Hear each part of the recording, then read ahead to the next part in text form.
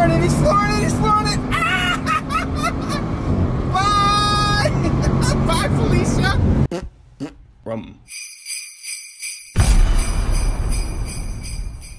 Hello, everyone. I missed a couple daily vlogs, as you guys can probably tell. I came down with the flu in the middle of the week, and I honestly thought I was gonna die. So, naturally, I missed a few days of uploads, but here I am. We're back, and we've got some crazy stuff going on.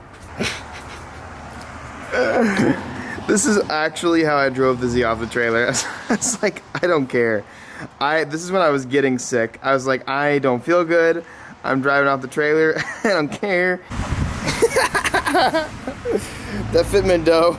The Jay-Z's looking a little special right now, but we have the missing component that we're going to finally be picking up today. Comp actually upgraded us because of the issues we had. I can't wait to show you what we got. And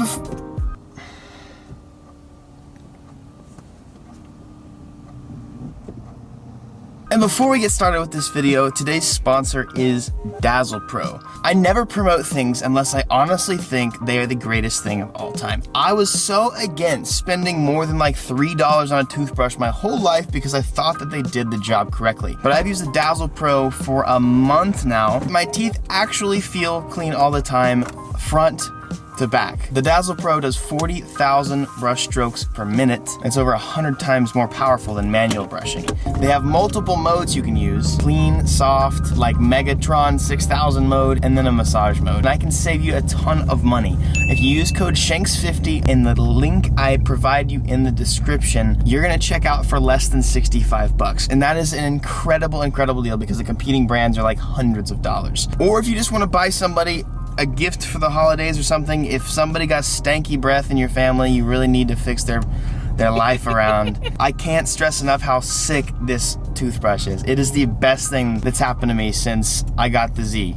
Victoria was the best thing, period. If you want to support this channel, guys, this is a huge opportunity for you. All you have to do is just go click the link in the description, browse around, and seriously, it is the best toothbrush you'll ever get. So make sure you check that link in the description, support the channel, and we can continue building crazy cars and having a fun, crazy life together. Interesting story about this turbo situation. It was supposed to be delivered a week ago. They said they came by every single day.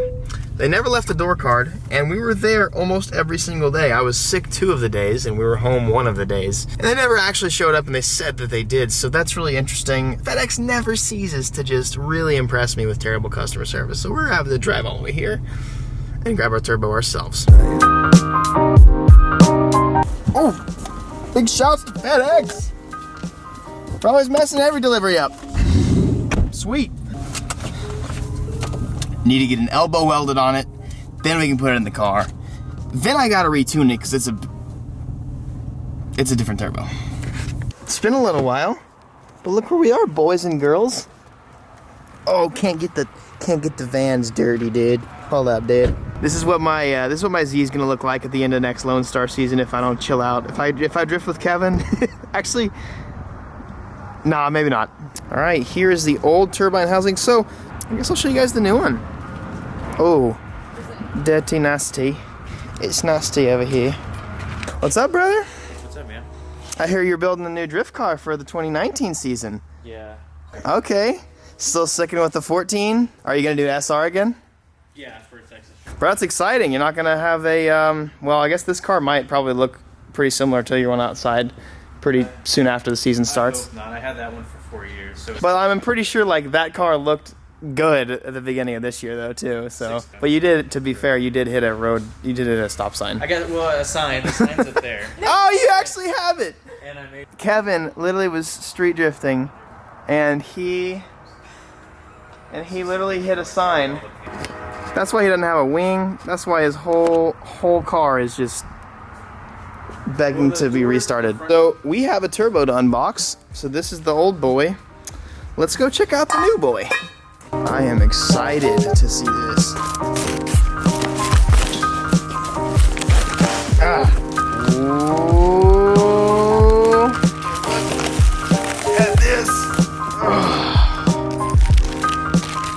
Hey, look, I got a half a turbo.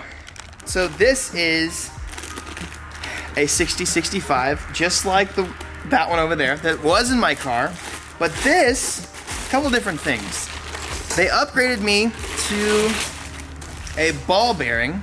So huge shout out to them. So this one is a ball bearing instead of the journal bearing that I ran before. And so the journal bearing was devastated. It got destroyed. It's the same size, but it's also a anti-surge compressor housing. It's going to be maybe a little bit larger, different size, so I can't use the same compressor housing. So Kevin, my boy over here, is gonna weld on a new elbow for me. He's gonna weld on a new elbow for me. So here are the differences. Ooh, well, first off, this one's prettier because it hasn't had oil spew all over it. But this one's got a much larger intake area. I guess that's the difference between the anti-surge housing and this regular housing. Damn, that's nice, dude.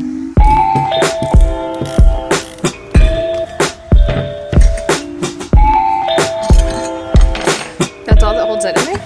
Yep. Wow. And the ring.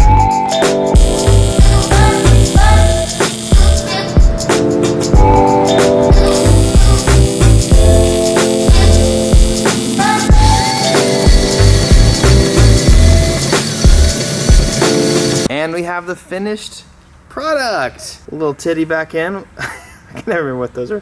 Whatever. We've got the elbow welded on, and it's good to go back on. Okay. As long as she spins freely.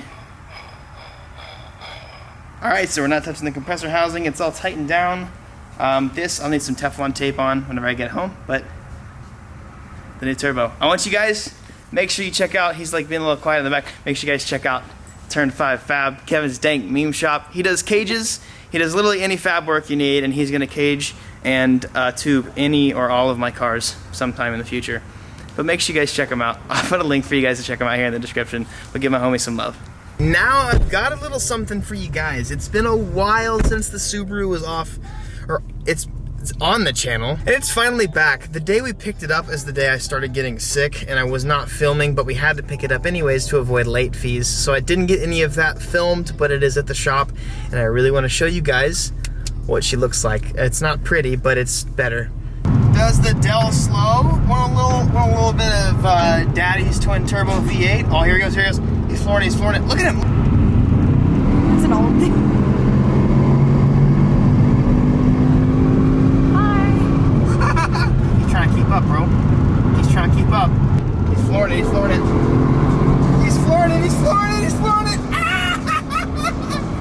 Bye! Bye, Felicia. Oh, man. I want you guys to think I'm like giving Hondas a hard time. I do that kind of maybe all the time. You do that to every car. It's so fun, dude. I'm just trying to have a good time, man. Get this sucker out the way. Damn, dude. That's the tires going on the Subaru, boys. Lift it, gang. Do you guys remember how obviously this side was super jacked up because that's the side that was hit on, but even the other side had toe out? Let me show you. Check this out.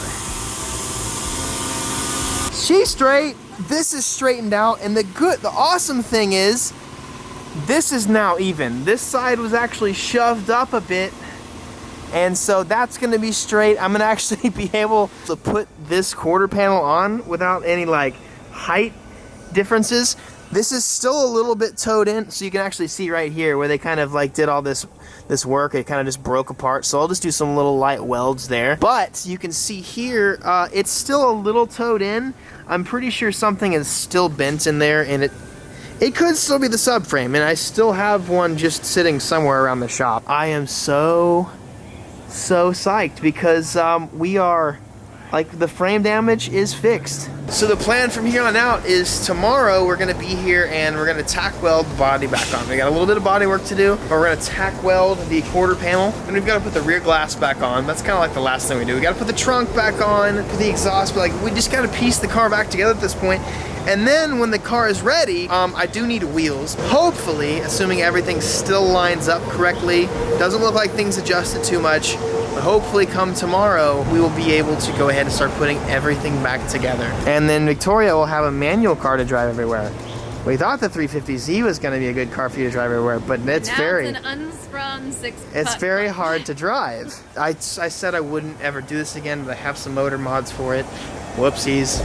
For those of you who are curious, I want to be pretty transparent about this process. It was about 500 bucks to do the frame alignment on this, so it was really not too bad. That's the big reason why I decided to go ahead and do it, because I got a quote, it was really low, and it didn't seem like it was a lot of adjustment. If the frame was literally bent like for the whole, like through the whole chassis, I probably would have just cut my losses, parted out the car and whatever, but I decided to keep it because I'm still very confident that this car is going to be okay to drive on the road. I'm pretty sure the alternator's bad in this baby, so I'm going to have to change that. If anybody has a door, we could use a door. Oh yeah, and we also need that door. We need that door. Ready to have a street car? Yeah. Me too. Ooh, so high, bro. So damn. Anyways, I wanted to give you guys a little update and let you guys know that the Subaru is now officially back on the channel.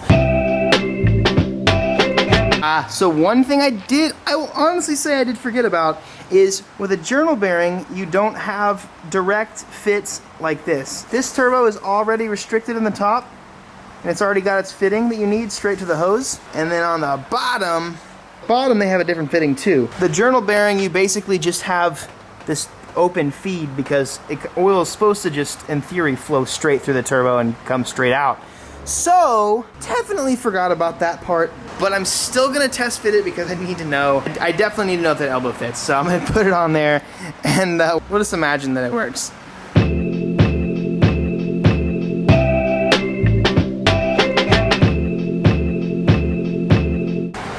Oh man, that looks so much cooler than before, dude. Instead of that little teeny tiny little inlet, I got a big boy inlet now, and it'll make some cooler noises, hopefully. I will have to modify, I think this, I might have to do a little bit more. I might have to do, you know, some kind of clocking or something like that, or I might have to modify this or move it or something like that.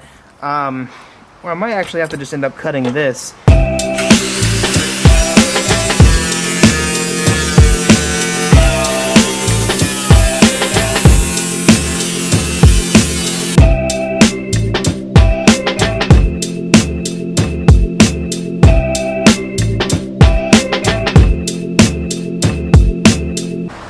Okay, I actually got it on. That's exciting. I cut a little away, and I used my my super grippy like edge trim or whatever it's called. It's really not a great job, but I like it so that I don't ever cut my hands, and it looks kind of moderately okay, I guess.